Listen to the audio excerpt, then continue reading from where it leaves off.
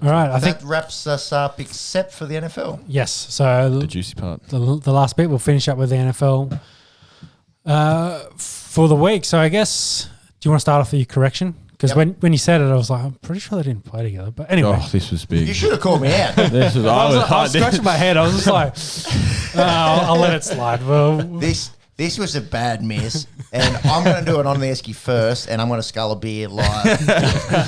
Thank you. I'll cover this one because this is probably the reason I'm in the room.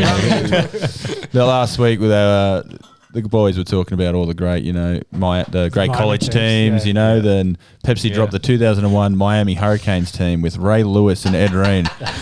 Ray Lewis having been in the NFL for 6 years at that point. This was literally the moment I stopped, rewound it, listened to it, and then I called Peps. I said, mate, you have got to be kidding me. I mean, I know I'm a big Ravens fan, but that is a glaring omission. This one bad miss. Much like Joseph's footwork in Sunday social cricket. We don't even bring up fourth ball duck on Sunday, boys. Fourth ball duck. Oh, no, but I got this one really bad. Missed it by a long way, and I'm going to do our first ever skull live during the podcast. It's just a mid-strength. I'm not driving home. Jimmy's got those honours. Horrible miss there. Big miss. And apologies to anyone that may have picked up in the listening. To any Ravens fans. Yeah. Miami fans. Chuck up the U. It's all about the U, baby. Yeah. But that team was fire, that 2001 team. I think it was 20 draft picks or something. But Ray Lewis. Take us away with. Are we going to start NFC? Yes. Well, conference games. Let's go with the Bucks versus the Pack. So in the end, the Bucks get the win. Shout out to Jimmy, by the way, sporting a little bit of Buccaneers attire over there. Just a little bit. No, this is old McCoy. There's old McCoy, John McCoy. Oh, the real McCoy, if you would. The real McCoy. Yeah. Sue wears 93, doesn't he? He does. Yes, he does now. Yeah. It's still relevant. Monk's the only one, of course. Skull next week. Monk's, of course, picking the winner out of this because we both went the Pack. Yeah, completely analytical, nothing to do with team or anything like that. Of course not, yeah. So we'll run through some key plays. So Mike Evans opens the scoring on a corner route. Who was the corner in that one? Beats the great Kevin King in coverage. That might be a common That'll theme. probably be the last time we reference Kevin King. I think look further on and see what happens. Yeah, so then MVS begins his... Give me his name, Sean, in full, please. Without it on the screen, I can't remember it. Martavius, is it Martavius. Marquez. You're looking at it. I am looking. I know the last bit's Scanley. Helping you along. Marquez Valdez Scantling. Scanley. I don't remember the last bit. Valdez. Mouthful. MVS will do from this point going forward. Yes. Starts off his big day. So he gets a 50-yarder bomb on this. I'm not sure who the corner was, but he tried to dive and try to take the ball out of this and missed. And then, of course, MVS untouched, then goes into the end zone. Interesting point there. He has 5 touchdown receptions now, 4 in the season, 1 in the postseason of over 40 yards. Well known for his deep threat ability. Yeah, deep threat, and that was more than guys like Tyreek Hill, DK, anyone else that you think might go deep. MVS had that for this season. So shout out to him. So Fournette then gives the Bucks a 14-7 lead with a hard run. He takes it. That was hard run. That was a couple of spin moves. Yeah, spin move, a little bit jig as well. The whole lot. The complete package in that run. Gets for it through the right pile 24 yards, I think it was. Something like that. Playoff Lenny. Yes. And then the Pack then kick their first field goal. And we might come back and talk about the field goals because this one was interesting. Brady then was showing some good arm strength. He had a long completion to Godwin, but then he had a big TD to Scotty Miller. And who was covering Scotty Miller in that play? I believe it was Kevin King. Who wasn't. To King's defense, they went out for was it a punt or a field goal? Because I think they're at midfield. It was for a punt, and then they called timeout, and they went, we've got 6 seconds left. We may as well throw it deep. And it was similar to the Jets Raiders game. You go single high man coverage with 6 seconds left. No safety. Put 11 guys on the goal line. Prevent. Just, exactly. Man 3 deep. We're all Madden players here. It's Scotty Miller. He's their 4th best receiver. Yes. He's got gat. He just burned him. He's got wheels. Yeah. Yeah, That's and just he's shocking. he's playing inside leverage, so you're going to give him the outside, but don't let him get behind you. It's probably the main thing. Yeah. And then going into the half, an absolute dagger, momentum shifting play, and a real head scratcher from the defensive call. Because I think the pack would have been Mike Pettin, happy to go in at 14-10 at half time. Yeah, big time. That's fine. Absolutely. That's fine. The way the Bucks, I think the Bucks went 5 or 6 on third down in the first half. They were. And they were long. Like they were 14 yards, 9 yards. Like they were. I think the average is like 9. They just stout defense for the first couple, and then we'll let up a big play. Like that's deflating. If you can't get Brady off the field, you're gonna. You're asking for a bad jam. Yeah, I think that was one of 2 questionable calls in this game, which may have cost the Pack a Super Bowl appearance. Oh, yeah. So it's then followed by Cameron Bright scoring a touchdown to touchdown to take it to 28-10, following Devin White forced fumble. Devin White, I thought, had an excellent game in this one. He's a beast. He's been insane in the playoffs. He was a Pro Bowl snub, I think. Snub. Well, he's actually he said that to Brady. He said, I'm really flat. I didn't make the Pro Bowl. And Brady grabbed him and said, we've got a bigger bowl. We're worried. Like, you don't worry about that. Fair enough. And it's not even happening this year. Yeah. But again, it comes down to incentives and contracts. And recognize. Might have missed half a I million think he had 250 or something. I think he had 15 tackles. Or maybe was that last week or this week? No, this week he had 15 tackles. That's everywhere. And the fumble recovery. He's all over the place. Yeah. He's sideline to sideline, and he's so fast for a middle linebacker. Yeah. Like him and David in the middle, that is... That's the best. That's the best 2 middle linebackers in a 3-4 defense. In the and then you've got Shaq Barrett and JPP on the outside. Like that's a linebacking core, and the big boys in the middle. Playing in the middle, yeah. They've got their front 7 is Vita Vea in there. He came back. Yeah.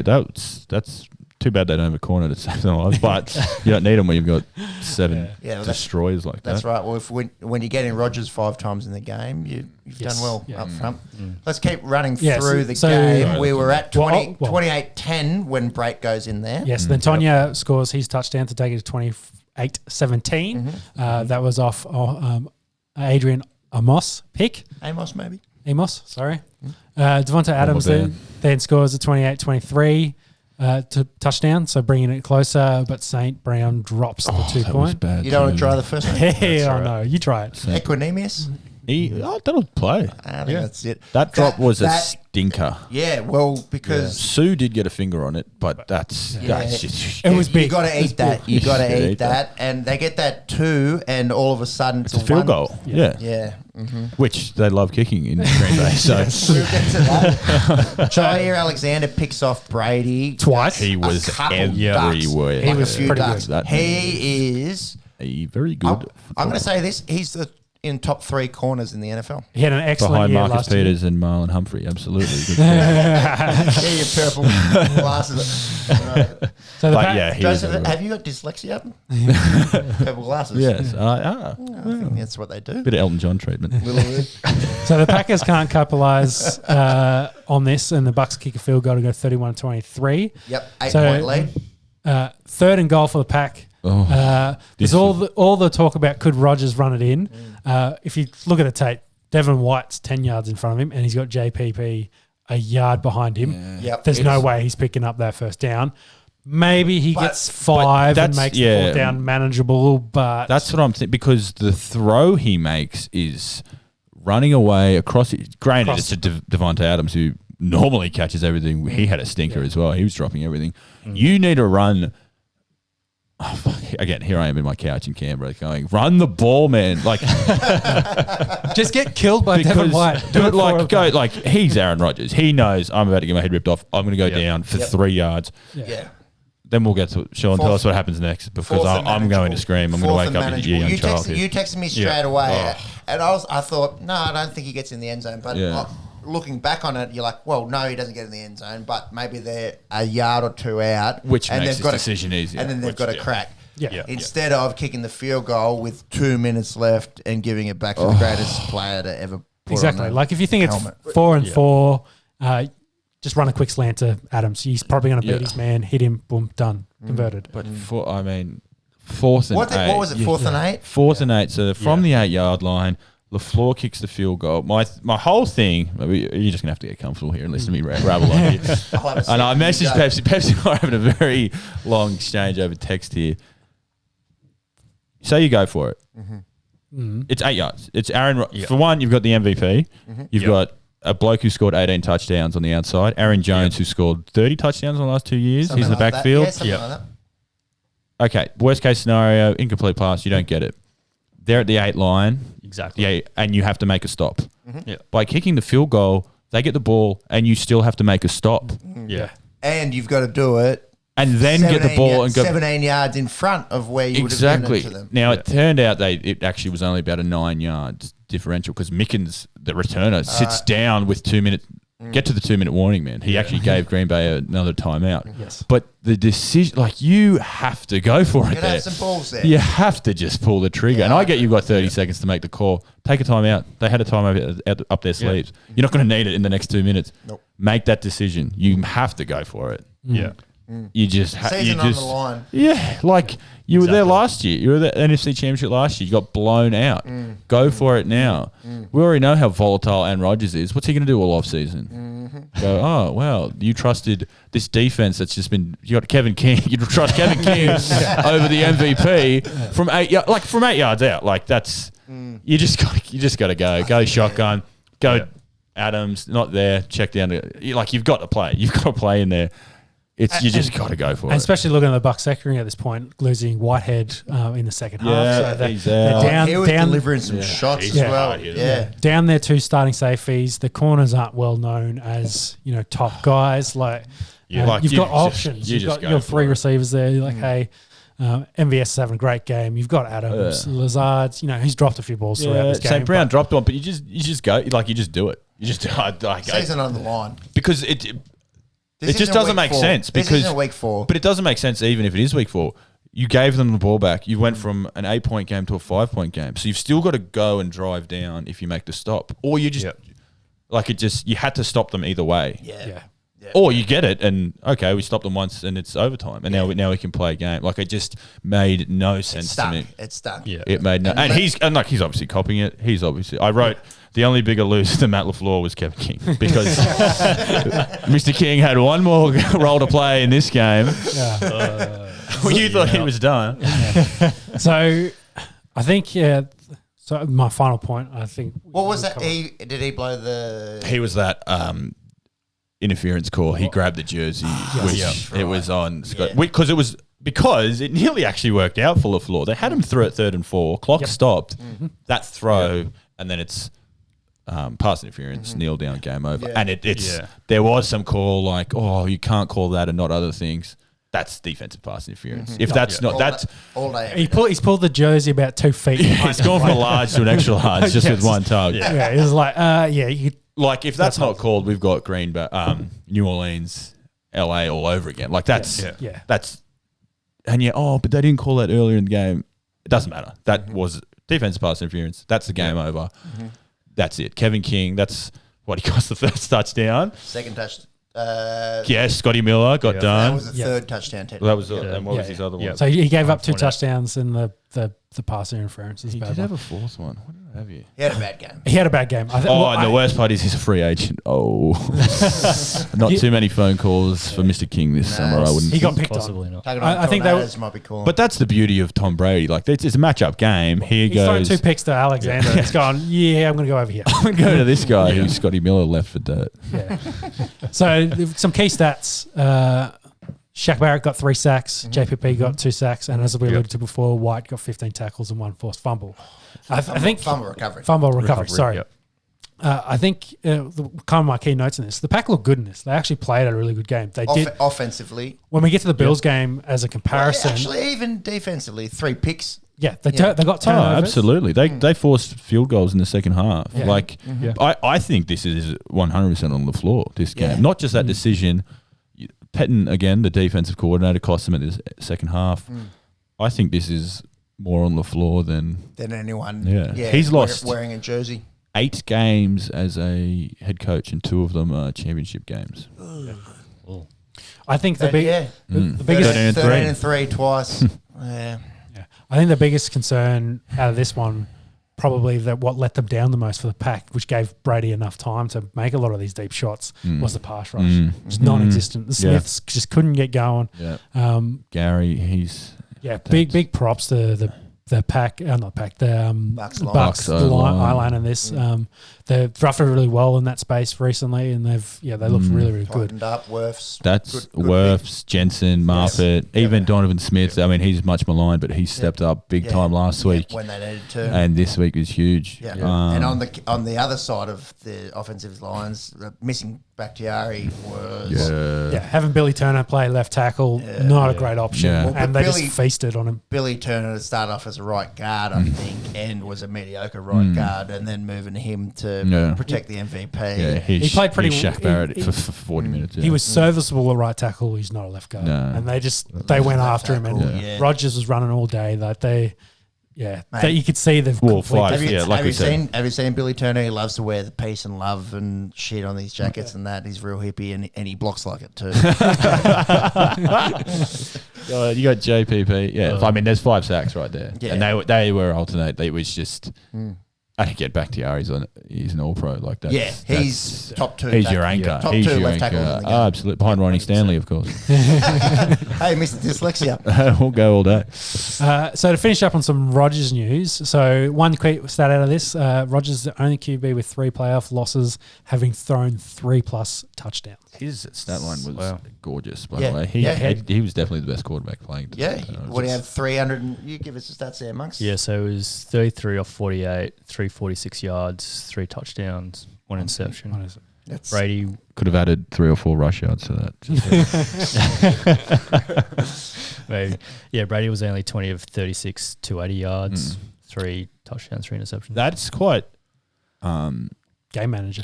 Off though, because his first half he was lights out, and we were talking about the long third downs. Second half, something about the old man. He was getting tired. I think he had to go to bed. He had some night at halftime. He was stinky. Like Alexander, he was lobbing them up, and not reading the safety comments. Like it was awful. But again, he's Tom Brady, so he's going to get you to the end. That's why you go for it on 4th and 8. Like that's why you just have to go for it.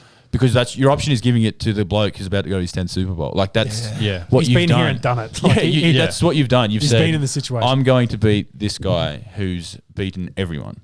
Like it's just. I've got a sneaky conspiracy theory here. I think the Green Bay Packers hate Aaron Rodgers. I actually think they hate him. How many? Can you name all the wide receivers the Packers have drafted in the first round since Rodgers was drafted? Well, not Devontae Adams. The last one I know was Javon Walker, I believe, was the last. Oh, that's in like the 90s. Yes, he's the first round pick. Well, they spent on a wide receiver. Yeah, you've done it because they haven't. They literally have not drafted a wide receiver in the first round since Rodgers was drafted. And we have had this chat before. But Jordan Love's the future. Before on the Esky, Jordan Love gets taken. A lot of the quality wide receivers from this draft had gone. Jefferson was just beforehand, and I actually went through and looked. Chase Claypool scored 11 touchdowns this year. Yep. Could have had him. Could have had him. Mm-hmm. They then drafted AJ Dillon, who, he had a couple of good games. Yeah. He's their 3rd best running back. Yeah. Like, give the man a second tight end or something. Like, they're very lucky that Tonyan coming here as well. From where? Like, Aaron Rodgers if Robert Tonyan moves and goes to any other team, he's just like this handy, weird guy. Yeah. Rodgers gives him, was it 11 or 12 touchdowns? 11. Us Pro Bowl selection. I don't they hate this man. They just that is ridiculous. How long has he been the quarterback? 15 years. They haven't drafted a wide receiver. They were lucky to get Adams. Yeah. Who again I think Rodgers boosts a little bit because. Yeah. But Adams was the third rounder, I think. Yeah. Well, Aaron Jones, to go back to that, he's off contract, so I don't think he's going to be back next year. They'll probably go with AJ Dillon and Williams as their core one. But I mean, like Jamal Williams is underrated. I will say that. Yeah. But you lose. So last year they lose the NFC Championship game. Mm-hmm. And what do they? You think you're close. You think you're close. Yeah. Let's draft a solid backup quarterback who is then our 3rd string. Just Well, this kind of leads into the next point. Rodgers did the media rounds, of course, was on the McAfee show and very much said, there's no absolutes, there's no guarantees that we'll be back. I'll be back at the Pack. I think the Pack, the CEO's come out and said, hey, he's going to be back. Like, we're not going to let him go. I think, but there's all that chat about what's been happening, etc. Well, Schefter was reporting that. Yeah. Yes. Well, the press conference was. And I think Rodgers is pretty good at playing a bit of the media game. He actually said, when it came to that fourth down decision, he said, well, wasn't my call. I didn't make that decision. So completely there's LaFleur under the bus. And then the future question came up and he said, well, we don't know. I think he's since come out and said, oh, no, I was talking about other free agents. Like, I'm going to be back here. Yeah. They have a $30 million dead cap hit on him. So he's not going to. You keep the MVP. Yeah. And like, they were saying if he does, say he does go, it's not Jordan Love, it's the other backup. Yeah. And, well, there'll be competition between them, but their favourite is the backup. I can't remember his name, not Love. So he is just like, it seems like a waste of the first round at this point. I understand the whole thing of getting a quarterback in the first round because you get the fifth-year option. So Love's still got 4 years. So you think Rodgers next year, the decision comes next year because... but if he plays like... Brady, he'd still see out that 5 years and still be there. That's exactly right. Give me Chase Claypool, give me 11 touchdowns from the other side, and then I'll give you he would deliver a Super Bowl. Yeah, look at those stats. Yeah. He's lost 3 games, throwing 3 touchdowns. That's just numbers on a board, but that's we look at the weekend. He needs more help. It's crying. 100%. He loses his left tackle. You got the 2-point conversion dropped. Yep. Your coach makes a dickhead decision. They're still in a spot to win. This man is the MVP. He is making throws that you could not imagine. He's winning at games with build it around him. build it around him. Yeah. God. So there's one point I wanted to make in this, and was actually the first field goal they kicked, because that drive, I think they ran for between 40 and 50 yards. They got within the 10 and then had 3 pass plays and got nowhere. Yeah, all to Adams, I believe. He dropped a tutty, I think. I think he dropped a tutty and then 2 incompletions. But, I think that there was actually the starting point for where they went away from the run. They probably should have pounded the rock a little bit there because they were getting about 5 yards of carry in that drive. You could run on the Bucks D. Hey, you let the let the 2 fast guys go around the outside and then go. Yeah, they're going to pin their ears back and try and get they're going after Rodgers. So a little handoff inside. And only ended up with 76 rushing yards. But that like you said, that second half 40 comes out. But you know what else? Drive. They're down at the half an extra 7 points because they don't go prevent defense. Yes. You can then run a bit more, but we're down an extra touchdown. So, it all, again, I just think LaFleur had an absolute stinker. He was out-coached, and I don't think Bruce Arians is Bill Belichick either. He's a bit of a maverick in his ways. Again, I think Tom's probably running the show. Once it's offside side of the ball, Bruce Arians goes and takes a shit or something. I am not needed. So, but that'll be an interesting key in the Super Bowl game, whether the Chiefs tack the Bucks to slow down that pass rush, because they've got the same problem with the tackles being out. Yeah, Fisher and Schwartz. Yeah. So they're going to struggle with the tackle side. But who's the Canadian fella, Laurent? He's a double barrel surname, French Canadian fella, pretty good. Late pick. No, it's like Devent something or other. Yeah. He sat out the year. He was looking quite good last year. So they are decimated on the offensive line. So they definitely will miss. Well, that could be a risk for them. So Duvernay Tardif. If they've got Duvernay Tardif, if the pass rush is coming, it wouldn't surprise me if they try to pound the rock a bit more than people are expecting. Got to slow it down. So that's probably a great segue into this Bills-Chiefs game. Yes. So as a comparison, overall, I thought this was probably Josh Allen's worst game in a couple of months. The first half, he threw everything high and overthrew it. Long. I think he may have been nervous. Well, it was... Well, you'd have to be. When you think of Josh Allen of the last 2 years and Josh Allen this year, everyone talks about the improvement and how well he's playing. It just felt, and again, purple glasses on, even the Ravens game, he didn't play well. The bad game was coming. I was expecting a dumb pick the whole playoffs. He didn't end up throwing a bad one, straight at it, a Jameis Winston type thing. The bad game was coming, which is, the guy's played 40 games as quarterback. It just felt like it was coming, and Was he really ready for it? Oh, you know, we can debate that. Their whole offense was built around long balls. If he's letting the long ball, no run game at all. Well, they abandoned it all playoffs. They went, oh well, this is how we're going to get ahead.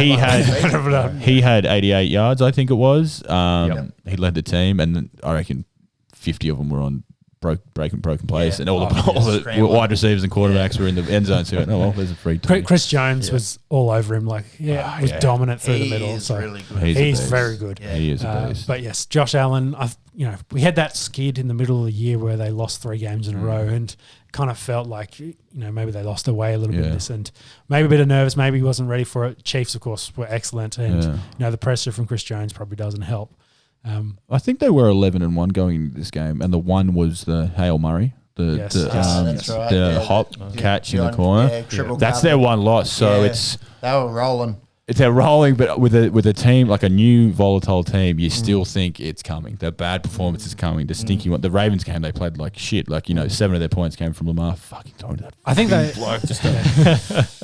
they also covered Diggs really well on this. So take away his security blanket, which made it very difficult for him. He just didn't have that outlet where he could just target Diggs, and then Brown really didn't get open, and Beasley got, I think, got he's the most. Up. He was so injured. Well, I think he's been playing with a broken leg. Crazy. So we'll run through a couple of plays. So it starts off Hardman muffs the punt to start with, which ends up being within their own red zone, close to the goal line. 3 yards out. Knox scores a touchdown straight away. They do miss the extra point. They follow it up by kicking a field goal to take a 9-0 lead.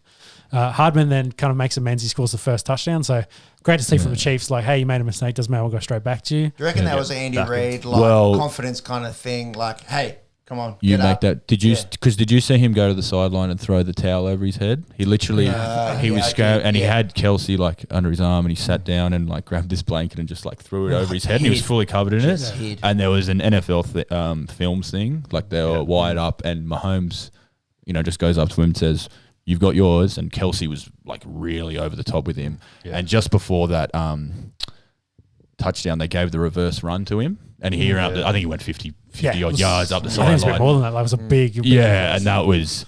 I think you're exactly right there, Peps. I think they've gone. This guy's just as important as anyone because they can cover 2 players. Yeah. If Hardman's going, it's no slather he from has freakish speed. So Reed's gone straight, and it was very quick turnaround. Reed's gone straight back to him. Yeah. You get involved, feel good. Confidence, let's get him back on board. Then, Smart. So Darren Williams then follows it up to take the lead for the Chiefs at 14-9. Then they have, is it CEH? Yeah, Clyde Edwards. Clyde Edwards, Eler. Yeah. So EEH he scores a 1-yard touchdown following a catch. There was a big drive. Kelsey actually had an unreal game in this. Like he was so good. He's the best tight end in the NFL by a country mile. Yeah, and all-time conversation here. Like his numbers actually stack up. He'll finish with better numbers than Tony Gonzalez. Yeah, the way he's going. Yeah, and you've got an alien throwing it to you, so you're pretty. He just starts running, recognizes where all the defenders are, stops running, and then we sit here and go, put someone on him. They're in zone defense, so he knows there's going to be no one there. I'm going to stand there. He's going to throw me the ball. And then his yak it looks ridiculous. So easy. Yeah, exactly. He's athletic enough to make a play. I think he ended up with 13 catches, and he was less than 10 yards a catch, but he would have had 10 first downs in that. Like he's just a security blanket for Mahomes, who doesn't need one. Well, he's attacking the linebackers, of course, for the Bills are very different. Like Edwards is a big guy, huge. I don't think he's fast enough to go with him. They're not real fast guys, and their strength is probably more their secondary with Trey White, White and Norman, Josh Norman over there. So he actually had a nice year. Norman, he was much maligned going over, but he wasn't too bad on the. Not quite Carolina Panthers, Norman. No, but I mean, he was getting a lot more action because Trey White's on one side. You're going to throw it to him. Let's target him. But he made some plays down the stretch. He did. So field goal follows it up. They go 21-12 into the half. Then they switch. Oh, sorry. Before that, they kicked a field goal. Sean McDermott went all Matt LaFleur on us. It was 21-9. I think they were inside the 10 or the 5. So you're down 12. You're down 2 scores. I'm going to kick a field goal to go down 2 scores. Yeah. Like you're still 2 away. I didn't mind. I think did they get the ball after halftime? No. So the Chiefs were getting it back. So that doesn't make sense to me. Because if you got the ball back, then you could get the ball back, score, and then maybe tie it up. But so I didn't hate this one because if you don't get that, you go into the half and go, we're down 21-9. Patrick Mahomes is about to score again. But because like you may as well be down 12 if you're going to be down 9. That's my because the kicking of field goals is just bizarre. Like because they actually hold KC to a field goal at the start of the third quarter. So if you do score that touchdown, it goes 21-16, 24-16. Now it's an 8-point game. You're one score away. You are one score away. Yeah. Because you're not going to beat them with field goals, and that was the big thing coming out. You're not going to beat the Chiefs with field goals. You're going to have to score. You're not going to stop them from scoring. You don't win games you can win games late with field goals, but you're not going to outscore teams in the playoffs by kicking field goals. As the Kansas City Chiefs, Exactly. with Andy Reid, like you're not going to win you're not going to win 21-24 against the Chiefs. Like you just and watch the Super Bowl with that score, but like. I just found that nearly as bizarre. I could understand going into the half because then they were fucked. If it was 21-9 at the half, Chiefs with the ball, you're fucked. Yeah. But make it a one-score game. Give you like Josh Allen's having a stinker. You're down there. Like this is the whole thing. He was runner-up in it. Was he runner-up in the MVP? Have they announced? They haven't announced it yet. I reckon He he'll will be third, I think, after Mahomes. Well, I think he'd be Offensive Player of the Year if it's not Henry. Yeah, they'll give him something. So, like, you're there. The guy that's got you there has got you down to the goal line. Put it in. Yeah. Put it in. Don't go, if you miss it. Say, Josh, roll out, hit the guy. If you're not, run over him and score the touchdown. Like, let's go with what got us here. Like, and I just don't understand now we're going to be conservative. Let's put points on the board rather than because they had it. They stopped them for a field goal. So literally, they could have marched down and evened it up, and then hang on. Now we have the momentum. Now we're going with it. Like McDermott's a gun coach. I think outside of Stefanski, he should be coach of the year.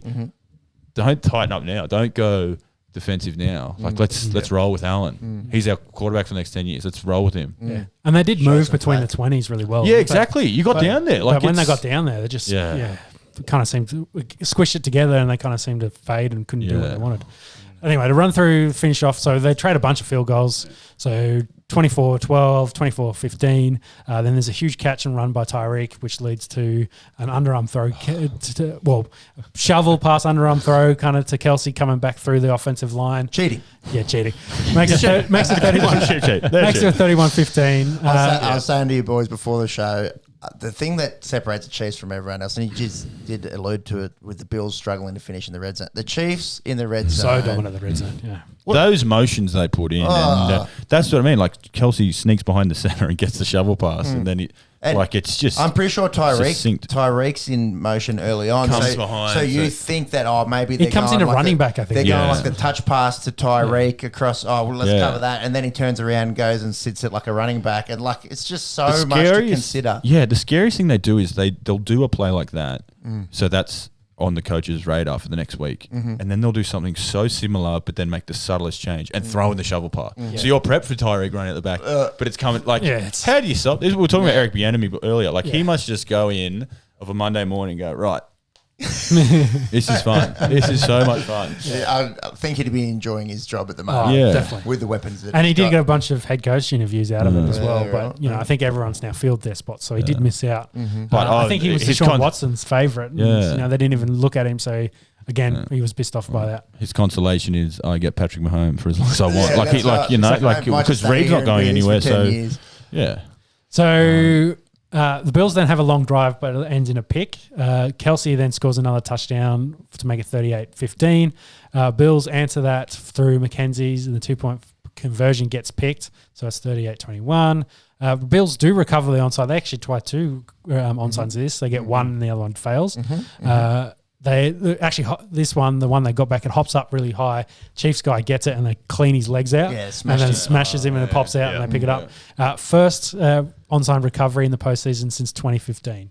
Yeah. So, but again, they're kicking you kick the field goal to then go do the onside kick. Yes. Like if you're going for the onside kick, go it was just baffling to me. It just felt considering at this stage of the game. At this stage of the game, they've got a 3% chance to win. Yeah, you're going for onside kick.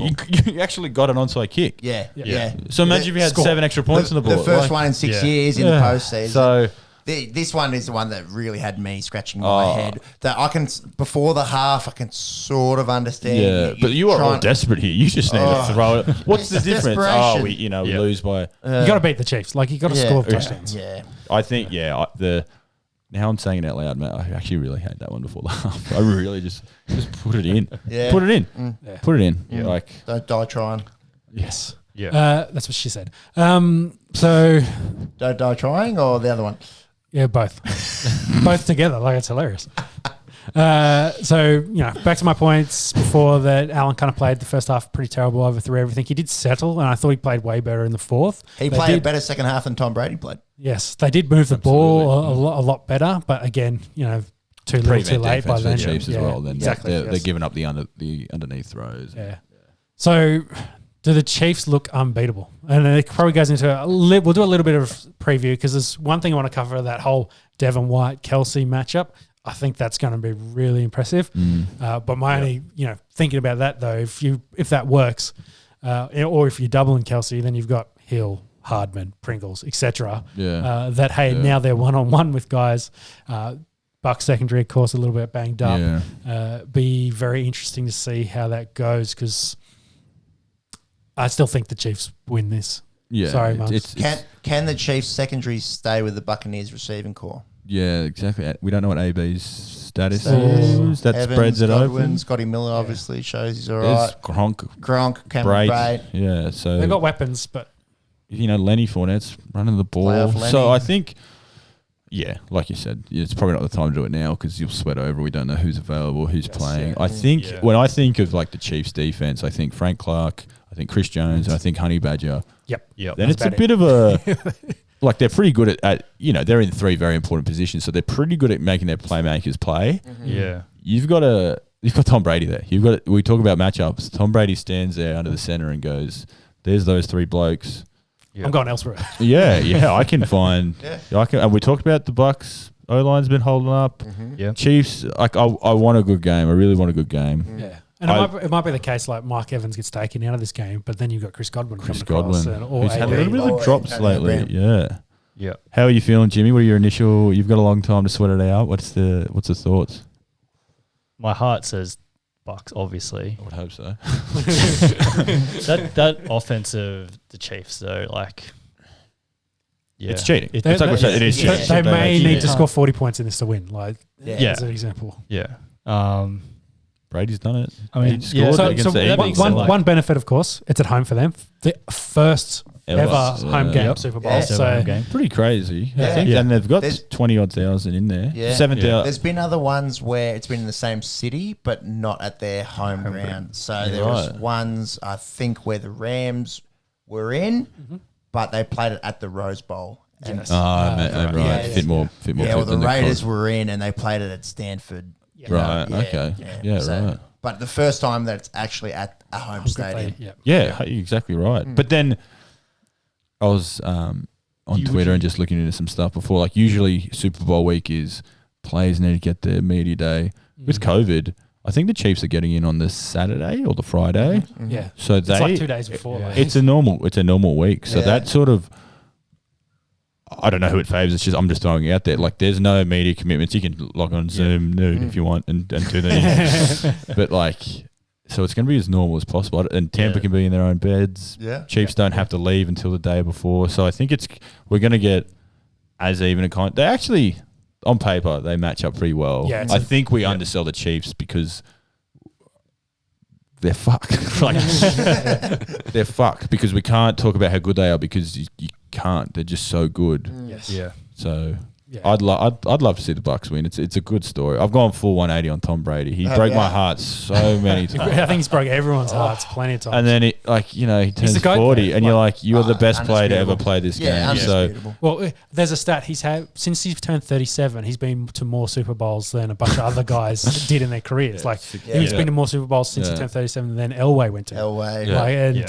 Rodgers, Hall of Fame people, like Favre, Peyton, he's been in his very late in his career. Yeah, it's crazy. I saw one where they split his career into 3 categories, and they're like Tom Brady's had 3 Hall of Fame, 3 dynasties. Yeah. Because the first one's like 180 touchdowns, 3 Super Bowl wins, and then the second one's like Another 170, 3, and then the third. Wow, man, it's cool. Like I don't know. Again, I hated this bloke for so long, but now you're just like, you are the best person to do this. Like, by far, people can't hate. It's undisputed. It's the hardest job in the world. Yeah, whatever. But he's the quarterback.